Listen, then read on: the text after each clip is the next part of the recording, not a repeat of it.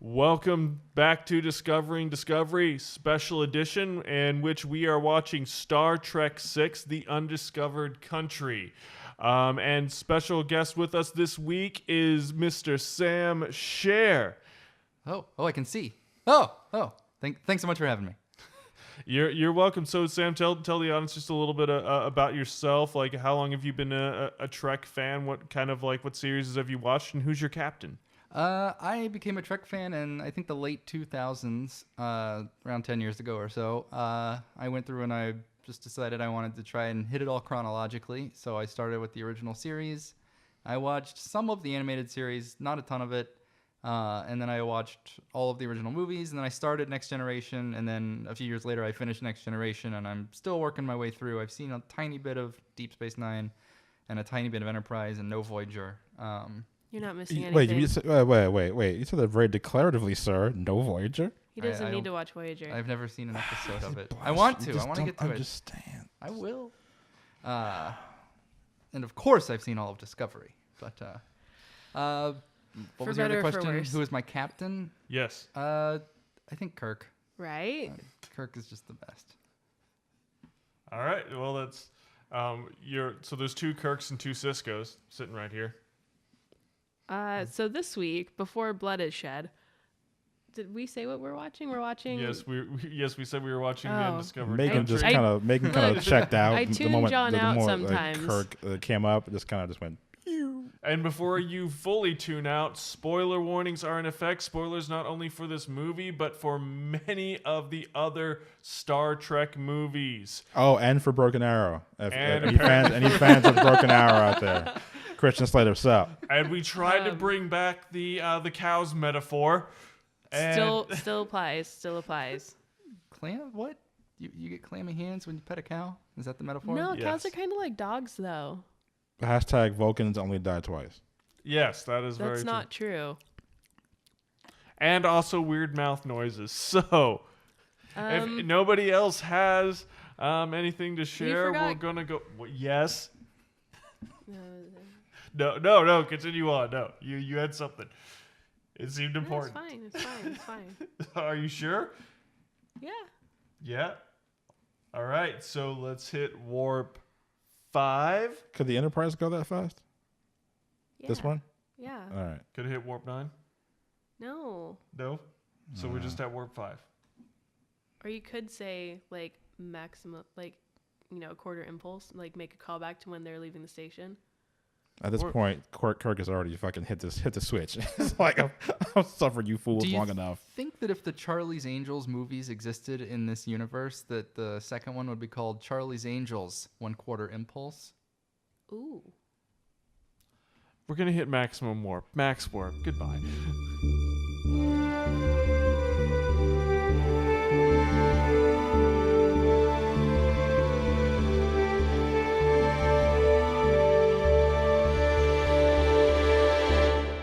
Okay, guys, welcome to Discovering Discovery, another special edition episode. We had Megan pick out one of the Star Trek movies. Megan, you want to take it from here? Yeah, it was Star Trek VI, The Undiscovered Country. And joining us is a good friend of all of ours. Special guest star. Another solid Trekkie, Sam Sher. Hello. The crowd goes wild. God damn it, Sam. So funny. And so, yes, we watched Star Trek VI, The Undiscovered Country, which I believe Megan was saying Star Trek V, The Undiscovered Country. Because I was trying to subconsciously will us into watching Star Trek V. Oh, yes, she was. The Final Frontier. She messaged us and said, "Oh, you guys are watching this one, right?" We're watching Star Trek V, right? And Quick said, "No. You've been saying Undiscovered Country for the last few months now. Why ever would we change?" Is 5 your favorite? I just really love it when they go and see God. They visit the planet of galactic peace. Uhura does a salty dance with like palm fronds. It's great. These are all things that happen in a Star Trek movie. But speaking of what happens in this Star Trek movie, so this one came out in 1991. Special effects hold up. It looks great. Thanks, thanks to practicals and. Well, I was gonna say that the blood Miniatures. didn't, but I'm pretty sure they use that exact same blood for Blade, down the line in 1990. Here's the thing about that. 1999. If you'll notice, the blood is a very key plot point, so they had to make it very distinctive. Mm-hmm. That's true. So plasticky? Like at the end, when Worf goes up and he's like, "That's not Klingon blood," you as the audience have to be like, "Oh my God, it's not Klingon blood." And by Because Worf, you mean Grandpa Worf. Right. Right. Yeah.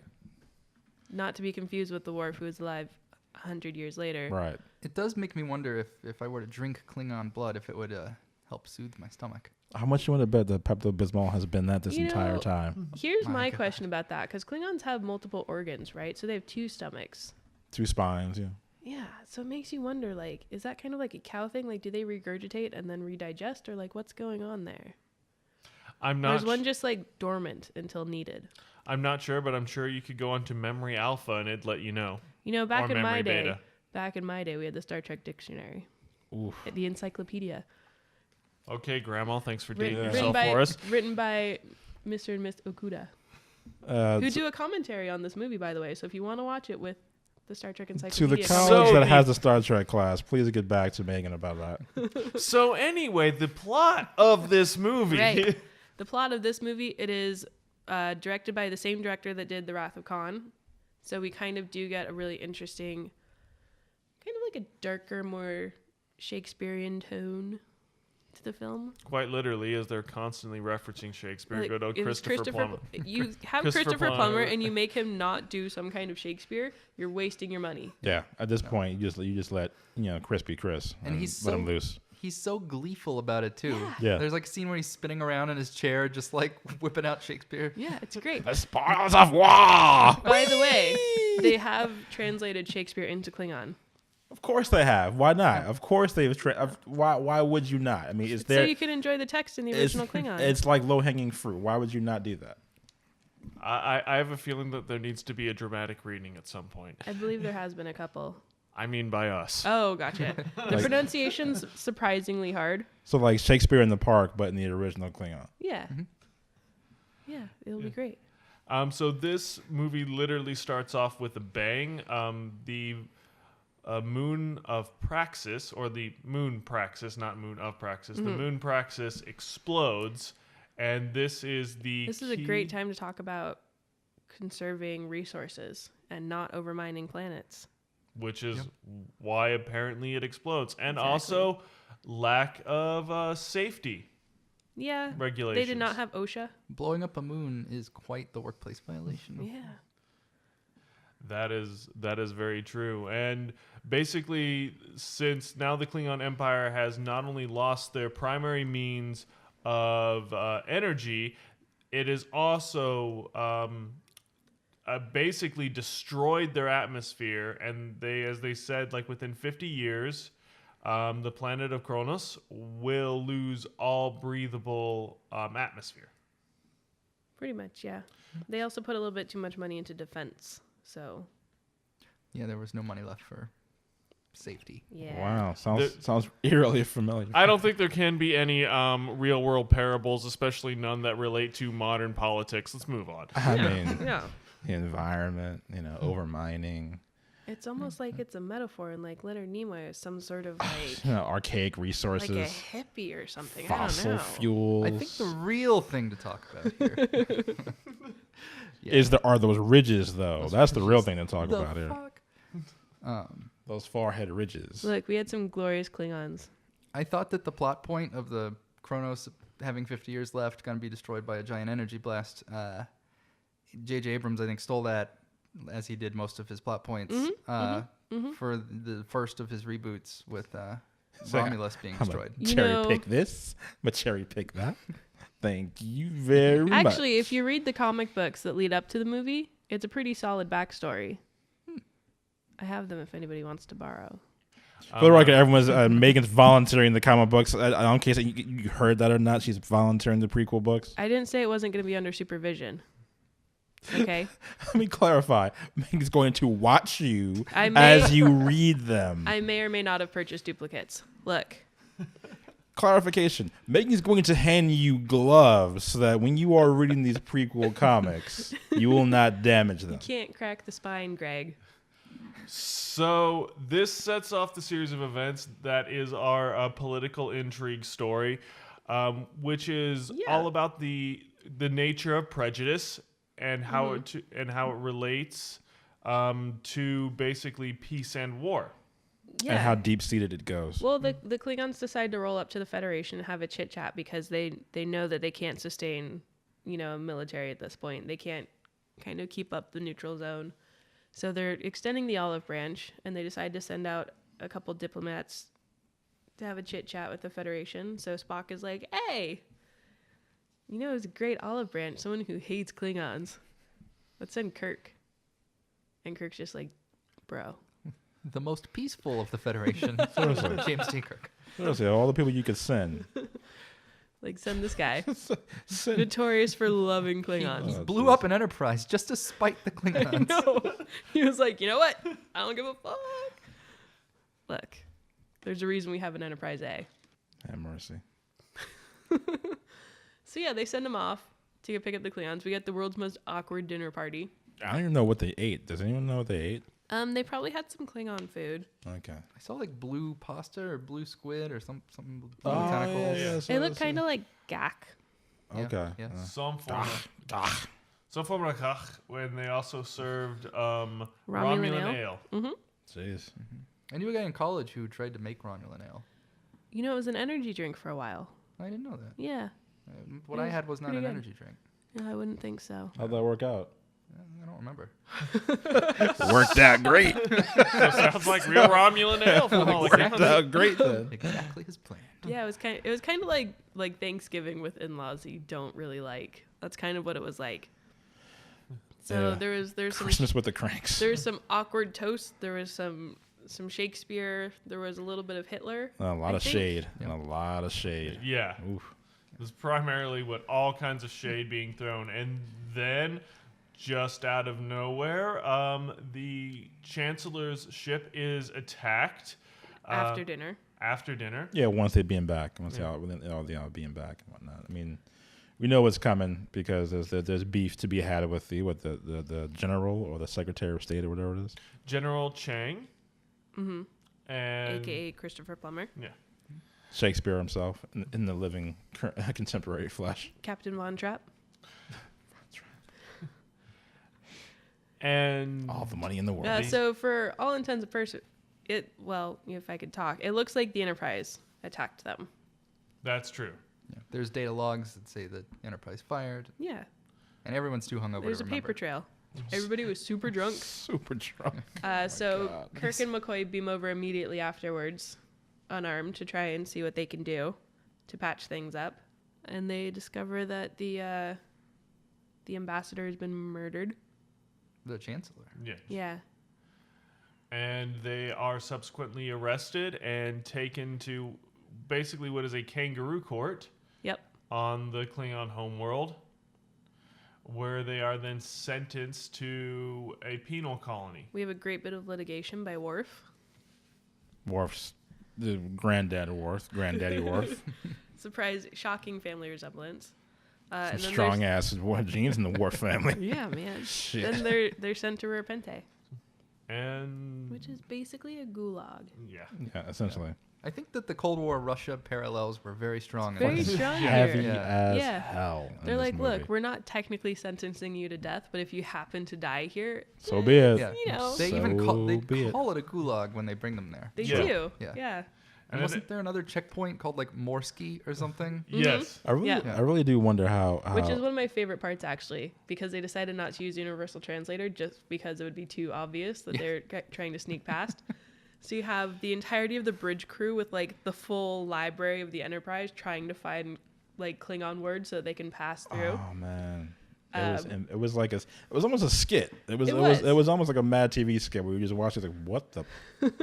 And we now return to Star Trek. What was that? And very fortunately, the Klingons at the listening post were quite drunk. Didn't give a shit. Did Look. not care. They've been banished to like border patrol. Yeah. They give no fucks. Yeah. Like, Luckily. our planet's gonna die in 50 years, and we're out here. Yeah, fuck this. Whatever. I do love Klingons. Like actual Klingons. Like real Klingons. Yeah. I like how many of the Klingons in this movie are sort of like just regular looking chubby dudes that they just slap the makeup on. Like like in every other Klingon, like in the TV shows and in the other movies, Total they're all warrior like, cast. yeah, they're ripped, they're huge, Super they're, tall. they're It's like very terrifying. terrifyingly tall. One of these guys like looks like he would like serve you pizza. Yeah. Like, Well, these are like, there's a lot of dignitaries, a lot of desk jockeys, That's true. We weren't really, besides like General Chang and like his crew, everybody else was kind of like, You guys have had to fight for your throne for decades, huh? yeah, like the peace-loving sort. Yeah, you guys Usually are. on the TV show, like you see everybody who's like out there. Yeah, on the fringes. Mm-hmm. Yeah. Going all a murdering with their mechliths and their batliths. Mm-hmm. Yeah. Then you get the sisters See who me are the best. rolling my Best. And Lursa and B'Etor, the greatest Klingons. Yes. and through the course of Spock basically ignoring orders as hard as he can and coming up with a bunch of fake. Well, no, they were having issues with the Enterprise. Yes, issues Yes. in Yeah. big. You can't in see this, big fuck folks. off quotation Yeah, you marks. can't see this, but we're air quoting like a some bitch over here. I did love the recurring line between Spock and Polaris. Was that her name? The I Kim just, Cattrall? I don't know what I her don't name even was. remember what her name was. I just called her Kim Cattrall. Cattrall. Yeah, Kim Cattrall. I did like the recurring line between them of like a lie, a choice, or a lie and omission. An omission. Yeah. Like they did it a few times, and I thought that was nice. It Because was a nice Vulcans callback don't lie. because then, he says that to her and he's like, a lie, and she goes, a choice. Yes. Yeah. So it's a nice kind of. So she did learn something, but in all the wrong ways. And they discover that this whole thing was basically a conspiracy cooked up by both the Federation and the Federation, the Klingon Empire, and the Romulan Empire Fucking Romulans. Yeah, man, The they're- fucking Romulans. Romulans are shady. to apparently engineer a war with the Klingon Empire, which the Well, Federation the plan was to ultimately wipe out the Klingons. yeah. Which the Federation, I guess the Federation Warhawks were thinking that, well, we can't trust the Klingons at all. If we get rid of them, then that's one less kind of danger within the Alpha and Beta Quadrant. I mean, of course, that's wrong-headed of them, but that's what they were thinking. The Romulan Empire was just thinking, hey guys, Want some help with that? it's Yeah. like more territory for us. Yeah. Well, I mean, the Romulan Empire is already kind of huge. Like they can't use more. They're the Just saying. Romulans. Seriously. I'm just saying. Damn, man. We did get one of my favorite scenes of Scotty poring over the blueprints for the Enterprise when the air conditioning kicks on and he hears a rattle. So naturally, being an engineer, he's like, my ship shouldn't be rattling like that. So it's like, where the fuck is that rattling coming from? Goes- If it's He rattling, goes it's because like- I caused it. opens up the air vent and he's like, oh my god, I found the uniforms that they were wearing when they space jumped over to murder Klingons. And we get the vicious Vulcan mind meld on Spock on Yeah. Kim Cattrall. So this one is the one that I was explaining to you when, what's her name, Michael Burnham kept randomly mind melding people against their will and everything was all hunky-dory. And I was like, I don't feel like it would be like that. Well, Sarek was constantly mind melding people. Right. He was too. Right. There's feel just like a lot of mind melding going on. I feel like you could choose to make it rough or make it smooth.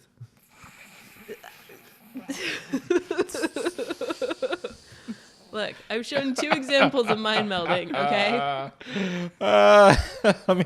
I mean, yes, that's There's the one absolutely where- true. Where Spock mind melds with the, I can't remember what it's called, the rock. Yeah, Oh yeah. and felt so much pain. Like There was a lot it of was, pain. I mean, it was Luna Nimoy just totally going method in that one. And then there's Kim Cattrall getting mind raped. Doesn't he So also, brutally, by the way, that everybody on the ship, on the bridge was like visibly uncomfortable. They're like, "Ooh, maybe we should." It was almost as if they got mind melded. It was like the everybody was very much like, yeah. It was a Jack "Oh." Bauer of mind melds. It was like if Jack Bauer decided to mind meld with someone. While torturing them with a lamp. Yep. Yeah. It was not pretty. Didn't Spock also like mind meld his whole soul into McCoy at one point? Mm-hmm. Oh. Okay. Yeah, Spock is a little bit He's loose with it. well, I mean, Spock to be is just fair, giving it up, giving up mind melds. Yes. Who wants it? He did put basically the entirety of his consciousness into Dr. McCoy, but he also knew that he was going to his death, and so Who wants a piece of my mind? McCoy does not let him forget it. By the way, Who wants some of this sweet mind? He spends the next couple of movies being very upset about it. He hated Spock already. And you want some brains?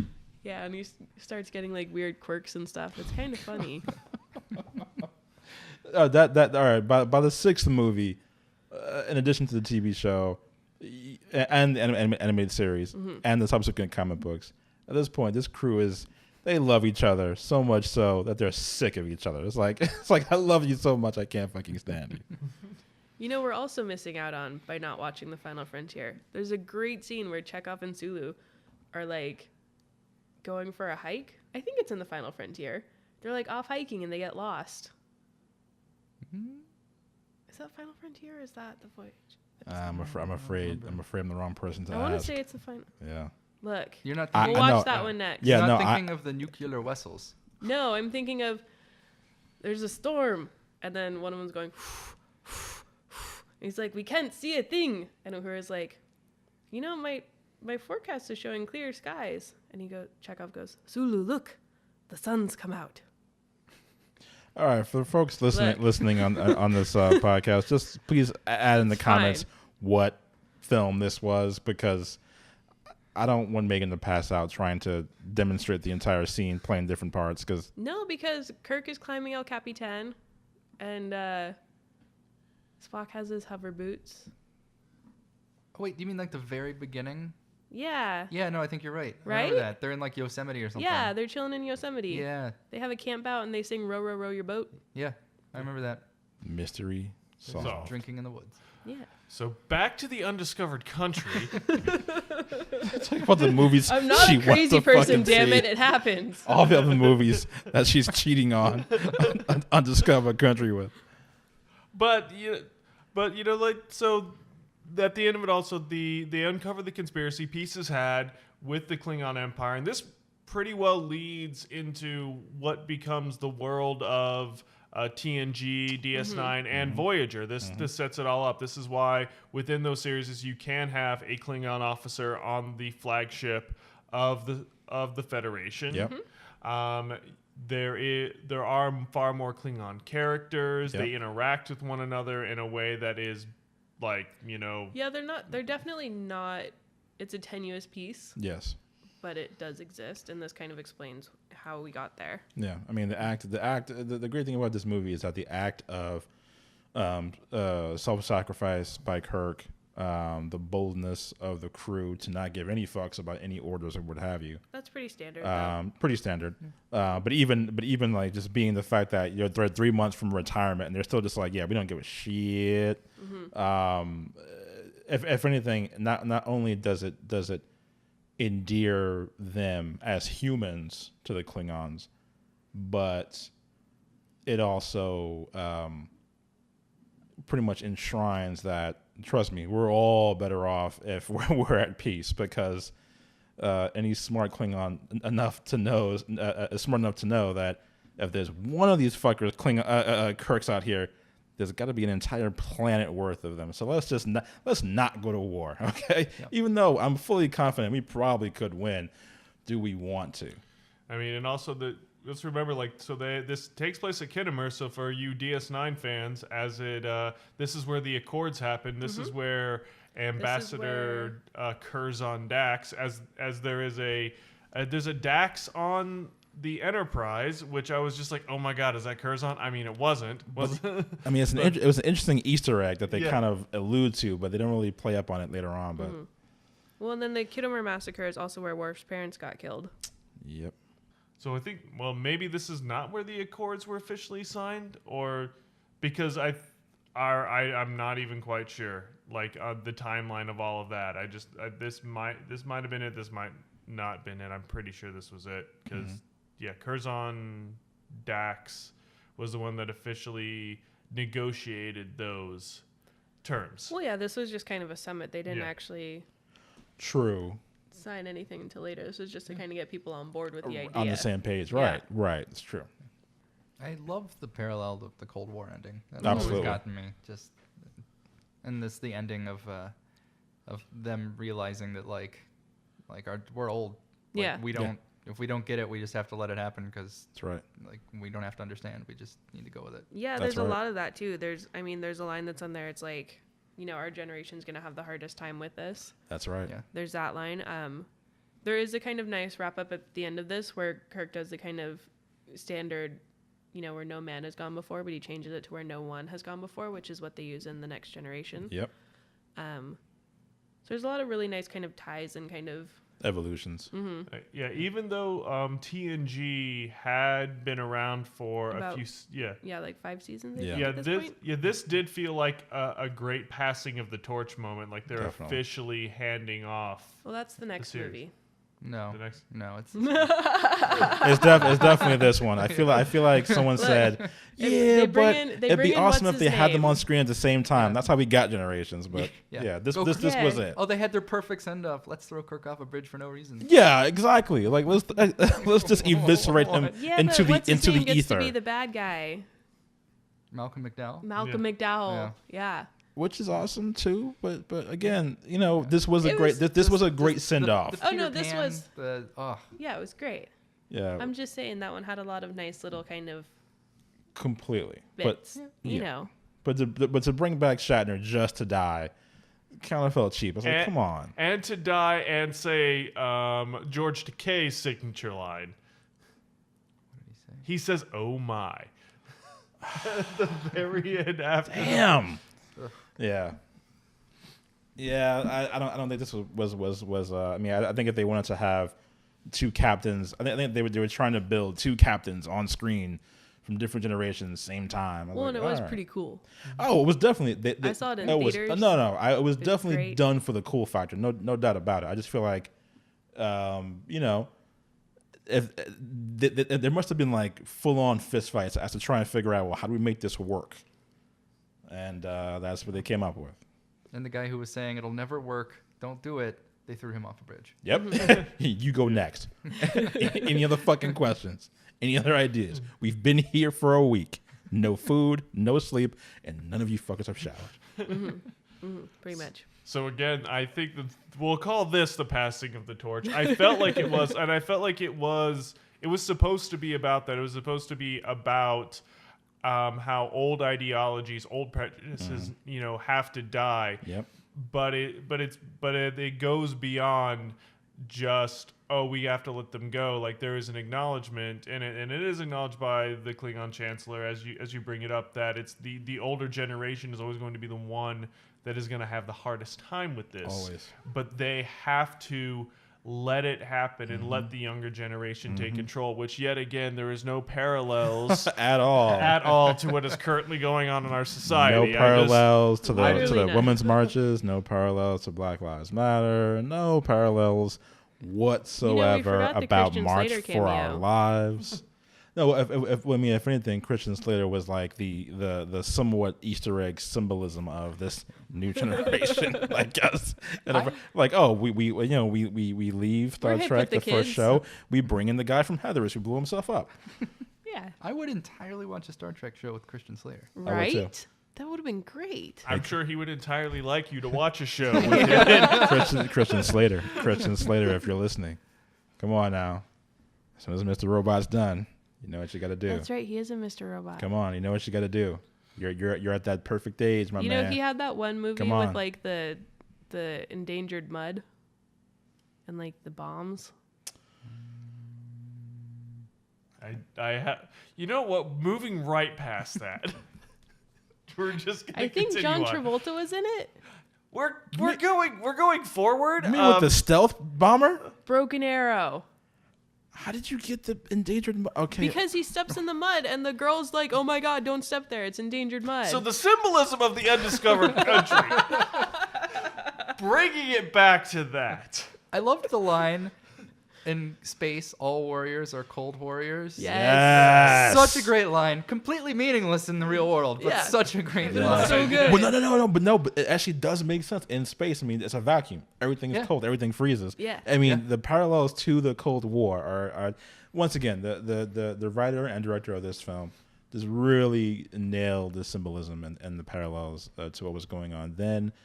And Well, to be fair, there's about 5 people doing the story for this one. true, absolutely. I'm saying, but the actual when it gets down to the brass tactics of the words and making them work, it's really really impressive, and it's kind of a wink nudge as to look at who we have in charge overseas. It's the same dudes who've been running shit since the KGB. I'm not saying anything. Yeah. I'm just saying. Yeah. But yeah, so I think this was like, because again, we always talk about Star Trek is about looking towards the future with a positive note. This was coming out like right at the time in which the Cold War was officially ending, whether or not it Well, really. we had like Desert Storm and stuff. But that wasn't Cold War. No, I'm just saying. But like the end of the Cold War, the end of the war with the end of the stalemate with Russia that had us constantly staring down the barrel of a nuclear powered gun. The Soviet Union at Yeah. that point, yeah. Was ending. It was just like, oh, we're no longer going to be living under this constant umbrella fear of at any given point these two massive superpowers could suddenly get a bug up their ass and start firing, which is what the United States, the Soviets, and then the rest of the world was constantly living under. Yeah. And then this marked the end of the Cold War. This marked the end of the Cold War, but no one knew, like, after the Soviet Union collapsed, well, that could be good, but there's no guarantee. Who knows what would end up replacing it? It could end up being worse because of, at the very least, the administrations from Khrushchev at least and on were more than content to keep this this overall policy of let's not get into an actual fight. Yeah. And so at least you knew that, like, yeah, they were absolute bastards, but they were going to keep that up and going. Who knows if like the extremists will take command after this, after all the power collapses and then there's this vacancy. Who's to say that the good guys will win? And Star Trek again looked forward to saying that why not have faith, like Spock explains to Kim Cattrall, that the goodness in people overall will. I was wondering how you're going to bring that back because I got lost for a minute. Yeah. No, but My thing though, this was your first time watching this movie. Yes, it was. Oh, it was mine as well. Was it yours too? Yeah, no, I have told you on numerous occasions, I didn't check into the movies until Generations. I just did not. You missed all the good ones. I completely did. I only saw them, mind you. I only saw them when they were playing on WPIX, and even then, I had to watch the damn commercials, so I didn't get the full experience at all. Sam? I've seen this one a bunch of times in the last 10 years or so. It might be my favorite thing of all Star Trek. Yeah, I saw this one in theaters. Yeah, see? Yeah. Yeah, I can even count that. Pepto-Bismol blood and everything. It was great. There was a time where I was trying to go through all of Star Trek chronologically. Oh my God. So I watched all of TOS, and then I watched all of the original series movies, and then I started Next Generation, and then about 8 years later I finished Next Generation. And I've seen most of the Next Generation movies now. Well, there's 13 movies total? I think so. The last one was Nemesis. No, I mean if you count the new ones because they're technically part of canon. Oh, well, yeah, okay, yeah, okay. The Kelvin timeline. Right, yeah. I I mean, think 12 or 13, yeah. Yeah. wow. Yeah, I'm still pissed off that none of my other captains got movies. So Look, I'm never gonna be able to get over that one. It wasn't necessary. To give Janeway or Cisco their own movies. Nobody wants to go see Janeway in a movie theater. So a god and a pioneer don't deserve their own movies. All right, No. that's cool. It's cool. It's cool. Besides, the only one who actually turned into a god was Wesley Crusher. You didn't watch Next Generation, out, so you get don't out. know. No, I watched. Literally, No, get out. He No, literally no. turns into a god. They wrote where's him our off the show because they were sick of his ass. No, get No. out. No, Where's our no, Wesley movie? No, Right? No. Wesley movie. Dude turned Wesley. into a You god. could just Greg. Call it, you Movie. could call the movie Crusher. He How ascended. badass is that? He ascended. Okay, Lord. Oh. he's like a Pokemon that leveled up. Cisco became a creature outside of linear time. Seriously, he became past, present, and future. What are you talking about? Oh no. It's kind of like on Madoka Magica, where what's her name uses her wish to save all the magical girls. Oh my god. Yes, we'll go with that. That's It makes sense if you've seen it. I bring up Cisco. She brings up Crusher. God damn it. Crusher. God damn it. What is that? oh That's the monster in the basement. yes. Oh. Surprisingly, He's you hungry. can't hear that over the microphones. Ladies and gentlemen, and Sam did not know this, as we've established our garage door, which is directly underneath us, is actually not picked up by these microphones, although Well, we can hear it. Now So, they yeah. know, and it's ruined the suspense. Whenever we go off on tangents, it's not because we're smelling gas and losing our minds. No, it's because we hear something that you can't. Well, of course, we all really, really like this because generally speaking, I've noticed that the episodes of Star Trek that we watch that we love, we do have a tendency to, kind of just say, well, that was great. I recommend you see it. And then we Yes. don't, we sometimes don't expound past that. Yeah. And this may be one of those circumstances. But,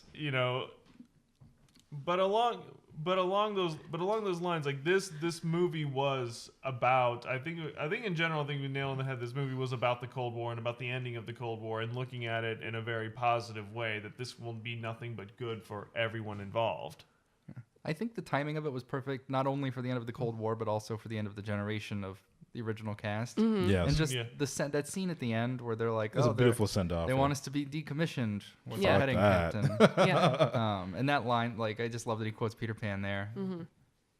When I watched this for the first time after having gone through all of the original series and then all of the movies, I teared up at that ending. Yeah, It it's a was great kind of moment because you don't really want it to end and you don't want to know how it ends. Yeah. And so, I mean, when you do get to Generations, it kind of, I mean, they Ruins make everything. Yeah, yes and no. I mean, Scotty shows back up in Next Generation. McCoy shows up in Next Generation. Yeah. Kirk shows up in the movie. I did no, think no that love for Aurora Sulu. None. no, just- Sulu was off being captain. But still, though, like no cameos and no shows. Look, there's only so many people you can work into a series without people being like, okay, what are the odds? Come on. Star Trek. Like they may or may not be working in a young Spock going into the future of Discovery. I'm not saying that will happen, But you are saying that at the end of the first season, we did run right into the Enterprise. No, what we're saying is I may or may not have seen it. Never mind. Anyway. Oh, Anyway. shit. Megan knows something. Anyway. Megan knows something. so So we have this great example here of how the Federation and the Klingons can come to the brink of war and everybody can be like, hang on now, let's think about this. And then it ends beautifully. Unlike certain shows,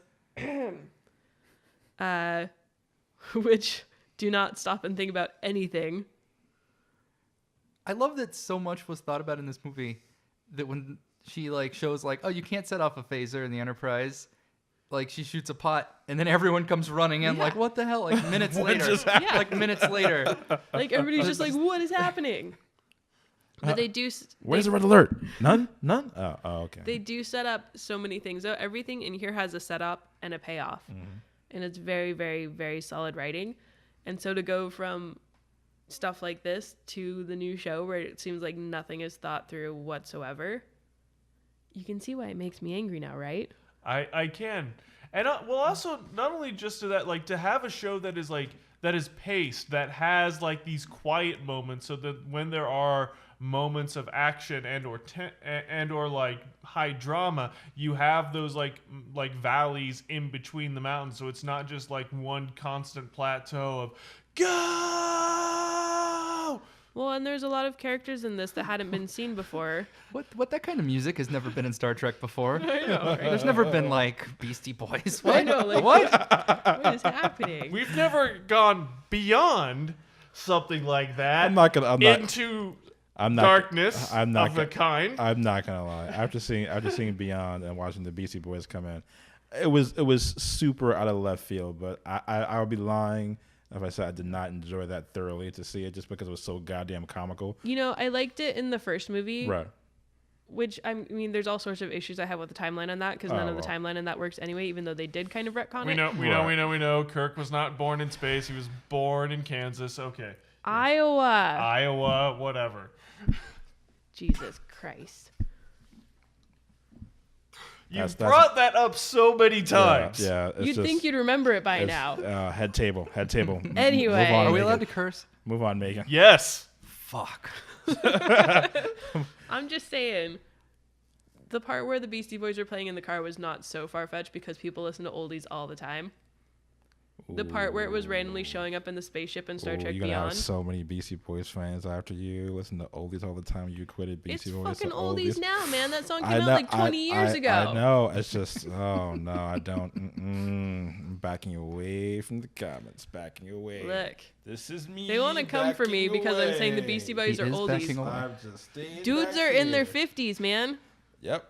They're hopping around on stage like spry young kids, and they're all like geriatric. Didn't the main one die? Yes, he did. Did he really? Yes, he totally MCA. did. Yes, he did. Yeah, no, Oh, Yeah, you feel bad. I mean, I didn't know the guy. making fun of dead people. Yep. It's not right. It's not right. Look. They honored him with putting the song in the movie, by the way. Yeah, I think that J.J. Abrams was just trying to be a cool kid. Well, that wasn't JJ in that last one. No, that was Fast and Furious director. Justin Lin. Justin Lin, yeah. Mm-hmm. Yeah. I liked Bad. Beyond. I mean, Yeah. it was good. That had a good It was- message too. What happens when you lose yourself? Yeah. You know what they need to stop doing? What? Blowing up the Enterprise. That is the one that Literally every movie. That is the one trope that if every franchise has a trope, and the one trope that I'm sick of is stop blowing up your ships, people. Look, These take the a long the time to Enterprise make. blew up very purposefully, and then the Enterprise D was destroyed, not because it blew up, but because they had to crash land it on a planet. No, it's just I'm over the ships being blown up. It does not set a precedence for them destroying the ship in every single movie. I mean, at this point, Starfleet is saying, "All right, we're not giving you another ship. I'm just saying we're not giving it to you." It took them 4 years to assemble the Enterprise on Earth, according to the movie timeline. In excess of 4 years. They can't just pop out a new one anytime it gets Seriously. blown up. Come It doesn't make on. sense. We're giving you a junker. Don't Fly have around that look on one. your face, John. I know you're thinking things right now. I think technically though, Beyond is the first time they've really destroyed it in the new ones. Well, I guess the second one they just damaged it severely. Yeah. They Yeah, beat they- it The all to first and hell, the but it's second still one. there. Yeah. They Nero just like wrecked it in the first one. Yeah. I think they just severely damaged it. Whereas the third one, it just said, "Yeah, it's a loss. Moving on. I call bullshit. No more destroying the ships, please." It's just I'm just saying. because here's the thing. It loses the impact. Yeah, Okay. when you destroy a ship, it's like you're cutting off a finger, and after a while, you're out of fingers, and Well, no, but it doesn't really, mean it anything. doesn't have the same impact anymore. Look, it doesn't mean I anything. think that was a cows and clams analogy. I'm just gonna go with that. I never said anything about clams. If you run out of clams, you what? This is going back. Your cows can't what? No, I was making an analogy about people. Being like cows and No, it was like a lesser look. Nope. Look. Clammy hands? it was a metaphor fail that Yeah. that had happened in an earlier episode. Yeah. It keeps trying to be resurrected. It made sense. Exactly. God. Exactly. but I mean, talk about a beautiful send off of a Starfleet crew unlike any other that had more snark, more shade, and set such a strong foundation that it set the bar for what every other crew had to be going forward. Yeah, it's been 50 years and they're still going. And no matter what, it will last beyond whatever we're doing now. I mean, as we have said, it's a lot of the times it takes a season for any Trek show to really find itself. Maybe as we're talking about our main show, Discovery, it might take a little bit of an overhaul for it to get there, but that's like we're gonna have faith and go forward. I mean, after all, like with the Star Trek movies, it was basically like every other one. That's not true. Okay, Star Trek 1 was amazing. Star Trek 2 was amazing. Star Trek 3 was like fine, but nobody really watches it. Star Trek 4 was basically the best. Star Trek 5 was amazing. Star Trek 6 was amazing. What was Generations. 4? The Voyage Home. Okay. Best. I made John watch that. Okay. Best. You remember? Yeah. I made you. I took you to the theater to watch that one. Yes, we saw the new Bev. And I explained to you that since we missed the first 30 minutes, nothing would make sense. And you confirmed that nothing made sense. Captain, there be whales here. John's just like, are we in the 80s? Thanks. What is happening? Oh no. That when I watched that movie, going through when I was like binging all of it as much as I could. It's so good. It's so good. Trippy. It's so good. Sam's exasperated, like, tells a different story. Look, you have to watch it from the beginning. It has Spock becoming a hippie. Yeah. They do an homage to that movie in Voyager, by the way. It's a two-parter. It's pretty cool. That movie's great. A probe comes to Earth to check up on the whales, and there's no whales. So, in their bird of prey, Kirk and the crew of the Enterprise has to do a slingshot around the sun, go back in time to the 80s, and pick up some humpback whales to bring them back to the future. Why are they in a bird of prey? Because Kirk blew up the Enterprise. Yep. Okay, then how did they get the bird of prey? They stole it. They stole it from Doc Brown. Okay. All right. You know this what? all happens And in Star Trek 3. Was it 3 the one where they blow up one bird of prey and then they use that explosion in every subsequent Star Trek movie? Yes. Okay. Yeah. It's They the had to go same back to the shot. Genesis planet It to really fire. is. They fired Spock's body onto the Genesis planet, and then they pieced out. And then when the planet started regenerating, Spock was like reborn, and they go back and they find him. Mm-hmm. So what we're saying is that the movies are generally speaking weird, than the episodes. I do Have appreciate you seen the original series? No, but I do appreciate how Spock said, "I've died before." Yeah. He just says it and keeps on going. It's like I've been there, done that. Yeah. Fuck all. So yeah, that was Star Trek 4. Star Trek 5, as you know, is one of my favorites. Spock's brother shows up. They don't like to talk about him. I want to see a movie with Spock, his brother, and his sister. It may have to Spock be. doesn't have a sister. I don't know what you're talking about. And this is gonna have to be CGI or recasting, my friend, or lots of elaborate compositing No, they can just from bring several out Zachary episodes. Quinto. Yeah. It'll be like some sort of weird mishmash. I don't think he's doing anything right now. So why not? Yes, I don't think he is. Well, I mean, assuming they have the budget for it, sure, why not? Shit, can't hurt. Yeah, then we had Generations. Then we had First Contact. First Contact I enjoyed. I mean, First they Contact was weren't great. they weren't on the Enterprise a lot, but still, I love the time traveling aspect of having to get Cochrane to get his shit together. I like that a lot. And then I can't remember what it's called, but it's the one where they go to the planet where everybody's like super young. Insurrection. Insurrection, yeah. Then we had Insurrection. I don't think I've seen that one. It's really good. It's not like movie good, but it's like a really good 2-part episode good. Okay. I've seen Nemesis, but I haven't seen Insurrection. Yeah, Nemesis comes after. That one's got Tom Hardy. A young, Right. super young, Or as we like to super call him, a unfed- clone of Captain Picard. Yeah, super unfed Tom Hardy. Like, You know, Right. listen. All I will say is I think Nemesis gets a far worse rap than what it deserves. It is a fine movie. It's not Yeah. great. Yeah, it's fine. It's They've- fine. They've never had like a bad movie. They've just True. had some movies that are amazing. right. And so when you look at the other ones next to the amazing movies, you're just like, I mean, it's not amazing. Well, no, it's part of the reason why we're looking at the Marvel Cinematic Universe. It's like, oh, they were great, except for and then yeah, I'm not gonna say which films because that'll just be a knife fight. But it's just like, you know, when you have great films, the lesser ones, they might stand out. They might kind of like, oh well, that. But yeah, Kind of like Star Trek 3. You don't really need to watch it. All you need to know is that they blow up the Enterprise. Spock comes back to life. And apparently Kirk's son gets murdered. And even I think that's at the end of 2. but see, even with those No, it's movies, 3. there are still Okay. things that you like. So there are still moments you enjoy. So even with the, you know, quote unquote lesser films, there's still a lot to pull from. Yeah, they're all solid. Except Undiscovered Country is better. Well, I mean, it's a swan song. It was a It is. beautiful It's swan song. Yeah, It's just a it's- beautiful. I don't want to rank them. But if you had to rank them, and I'm going to tell you that you do. yeah. Oh, Star Trek 4 would definitely be the best. Okay. It's great. I've heard that from a lot of different sources. A lot of people put number 4 at the top. It's got kind of the best of everything. And I think it's one of the, for people that know absolutely nothing about Star Trek, it's the one that they can watch and get the most enjoyment out of. What about the first one, the first motion picture? Where The does that motion one fall? picture, well, the motion picture is like hard sci-fi.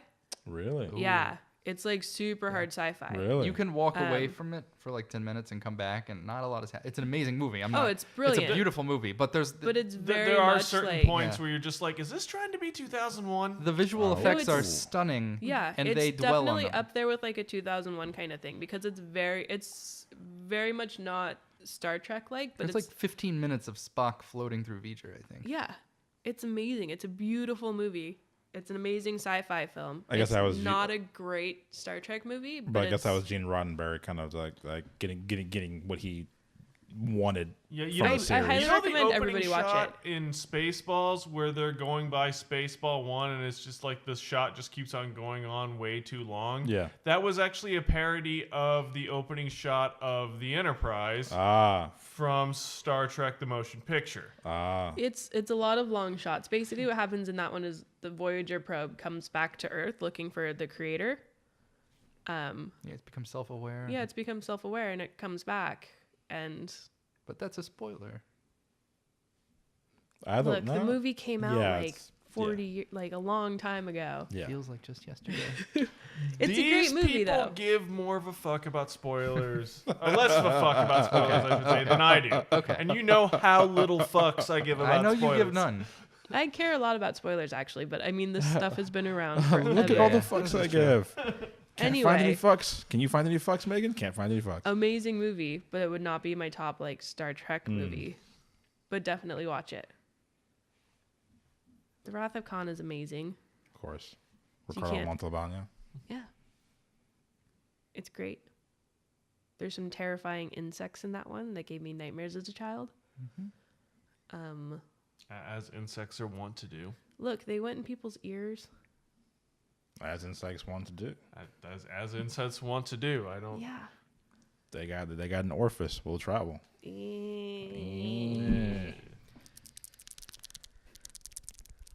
What is it? Why is this the episode where people making weird noises with their mouths? All right, seriously. Look, I'm just saying there's some amazing Star Trek films. Like insects are wont to do. Yeah.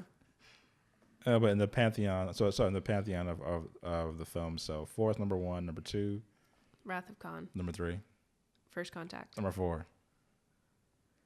See, once you get past the top 3, you have to start really like. Sam, what's your opinion on this? Because I know that you've seen. I would have to say Undiscovered Country would be number 4. Wait. Okay. Wait. Wasn't it? Okay. All right. I think Undiscovered Country is my number 1. And then Wrath of Khan. And then maybe the motion picture. Motion picture is really good. I've heard so. This is coming from a guy who hasn't. This is the first full Star Trek movie, not counting the J.J. Abrams verse. I'm just not counting that. I know it has its own timelines, but whatever. I'm not counting. I'm not counting the second half of 4. Yeah, this is probably the second one that I've seen all the way through because I've seen First Contact. And I guess out of all of it, I've always been told that the Star Trek the motion picture to actually avoid it for a lot of people say that it's not worth the watch It's to go ahead and skip it not and go for to everyone. and go to Wrath of Khan. It's a tough one to. It's sit through. it's very much outside of the canon of Star Trek. Honestly, That's it's kind interesting. of yeah. So what? So all right. So obviously this is different box office numbers, but what about the first film warrant to the second one? Not really anything, honestly. I think they just wanted to make one. So look at that. It was a very it's an art film for sure. No, but a studio system where after the first go, it's like, no, just keep making a dozen more. If you watch the two of them, watch the motion picture and then watch the Wrath of Khan, and there's not going to be two more different films. Yeah, completely opposites. Wow. Like 100% different. Damn. The motion picture really feels like they took like a 42-minute episode of the original series and stretched it out over two and a half hours. It's like Close Encounters kind of thing, where Yeah, it's just yeah. this kind of like It's a slow abstract roll build. Yeah. So do you think it was the fact that they had to learn that they couldn't just take the same structure of an episode and just and stretch it? They actually had to fill up a story. I don't know about that. You have to watch it. We might have Okay. to do Yeah. an episode about it where you watch it, because it's just like you have to see it to kind of understand what's happening there. Okay. But it's very much like hard sci-fi. Okay. No, that's an interesting observation. Like Star Trek generally is more about people than it is about, Things. and that one was kind of the opposite of that. It was kind of a remake of an episode of the original series. Kind of, if yeah. I It remember- yeah. was. Can't remember That what could have been it. I can't remember wonder. which episode it was, but there was Yeah. definitely an episode where something similar happens. Yeah. I mean, based on what you're saying, it almost sounds like this was Roddenberry's attempt at kind of saying, "Well, this is my only shot. I'm shooting my shot," and the episode I didn't get. I'm sure there was some kind of politics involved when they made it, but I'm at a loss to say what. So I think that they could probably just start wrapping us up then for this week. Do we have any closing thoughts? Starting with you, Mr. Peyton. No, I mean, looking at the cast and still 6 movies later in rare form was a sight to see. It really was a sight to see. The fact that I think the majority of that cast is still kicking. We're minus a Nimoy. Yeah. Or minus the Nimoy. Kelly. DeForest Kelly's gone. Yeah. Scotty. Scotty. Jimmy Doohan. Yeah. Okay, I'll say half the cast. I mean, the fact that they're so enduring and still enduring is really, it was really great to see them here, and watching this film really does touch a bit of nostalgia in just the overall pantheon of watching the mothership of all Star Trek shows on the big screen. So yeah, no, that felt good to watch. That felt good to watch, and it felt like a great springboard to set the table for TNG, for Next Generation. Sam? For me, this movie just works on so many levels, both as the Cold War metaphor and as just a send-off, and I think overall just as a comment on aging and growing old and realizing that your worldviews and that the world you grew up in doesn't really exist the way that it used to, and you have to just deal with it. Megan? I mean, I love this movie. I think all of the Star Trek movies hold up. I think everybody should go back and watch actual Star Trek if they haven't seen any of it yet. Definitely watch the movies. I think the movies are there are a lot of the movies, but I think the shows can be a lot for people to handle. And even you guys, I had to pick very selectively which episodes of the original series I showed you, just because, if you're not into that era of television, if, it can come off a little cheesy. I think the movies have a nice blend of modernism in them that makes them a little bit more palatable to people that aren't as familiar with the series. So I definitely would say, if you haven't seen any Star Trek, start with an episode like this or like a movie like this, because it gives you kind of the best of both. But yeah, I love this movie. It's great. I would have to say, out of at least the kind of rumored pantheon of Star Trek films, this is one of the ones that is definitely worth taking a look at. I think even non-Trekkies would probably get more than a little bit of enjoyment out of it. It definitely has a slower pace than I think some audiences might be used to, but it's a great little bit of intrigue and drama, and it is great to see some of these like classic actors really playing off of each other and re-embodying those old roles. Yeah. Good. So yeah, I think that wraps us up for this week. We'll you can join us next week. It's my choice, and I said I was going to be bringing in an episode of Enterprise. I actually haven't decided yet, so we're gonna have to. That'll be a big surprise for all of you guys, and not only myself, and to thank Can our we special do the episode guest. where Trip gets pregnant? Maybe we can do that one. That despite how much shade that, or not shade, but just how much of a shot that show didn't get, I think it's. It got panned a lot. I don't think people gave it. They didn't give it a shot. It was super 90s tastic as its problem. It was a little 70s tastic. It was a lot 90s tastic. Yeah. It was on a channel that nobody had. When was it on? I thought it was on in like 2002 or something. No, it wasn't until it was like 2000 because it beyond was Something like that. it was pretty much towards the was end right at of the end the of UPN. UPN. Yeah, they were basically dissolving and just didn't give a fuck about what was on the channel. Yeah. Gotcha. So it was unfortunate. Nobody had the channel. Nobody really was able to watch it. It Yeah. had that awful theme song, which I kind of love, but I also mostly hate. Wings of the Heart. Faith of the Heart. Faith of the Heart. See, Greg. Faith of the Heart. that's just how much I fucking It's hated so the theme good. song. The only thing It'll get stuck in your head for like a only year. thing I cared about the intro was watching how elaborate It they had did the history from of flight. the It was history great. of flight. I loved that. That was it. As far as everything else, fuck all. No.